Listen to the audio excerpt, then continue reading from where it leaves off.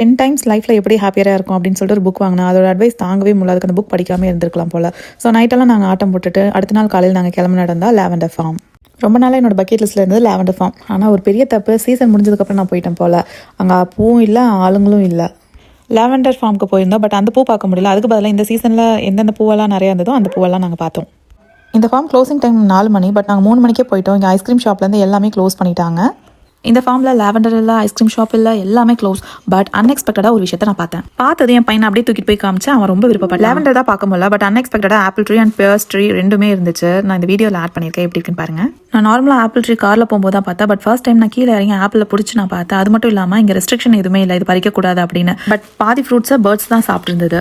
இந்த ஃபார்மை நம்பி நான் காலையிலேருந்து சாப்பிடாம இருந்ததுனால செம ஸ்வாகா. ஸோ நாங்கள் வாட்டர் ஃபீல் அப்படின்னு சொல்லிட்டு ஒரு இடத்துல பேக்கரி ஐட்டம்ஸ்லாம் வாங்கி சாப்பிட்டுட்டே அப்படி போயிட்டு இருந்தோம். போகும்போது பக்கத்தில் ஒரே ஒரு ஃபார்ம் ஷாப் இருந்துச்சு. அதாவது அந்த லாவெண்டர் ஃபார்மில் என்னென்னலாம் விளையுதோ அது எல்லாத்தையுமே இந்த ஷாப்பில் சேல்ஸ் பண்ணுவாங்க. நான் ஒரு சீட் பாப் ஒன்று எடுத்தேன். அது பார்த்தீங்கன்னா பாப்சிக்கல் ஸ்டிக் மாதிரி இருக்கும். பட் அது அப்படியே நீங்கள் கீழே மண்ணுக்கடியில் பிளான் பண்ணிங்கன்னா ஒரு பெரிய பிளான்ட் வரும். அந்த மாதிரி சேல்ஸ் பண்ணிட்டு இருந்தாங்க. குழந்தைக்கு தேவையான பென்சில், ஷார்ப்னர், எரேசர், அப்புறம் நம்ம பார்க்கக்கூடிய ஆஸ்தட்டிக் திங்ஸ் எல்லாமே சேல்ஸ் பண்ணிட்டு இருந்தாங்க. மெயினாக லாவெண்டர் எசென்ஷியல் ஆயில் சேல்ஸ் பண்ணிட்டு இருந்தாங்க. பியோர் லாவெண்டர் நான் ஒன்று வாங்கியிருந்தேன் 5 பவுண்ட்ஸ்க்கு. உள்ள எல்லா பொருளுமே அழகாக ஆர்கனைஸ்டாக வச்சுருந்தாங்க.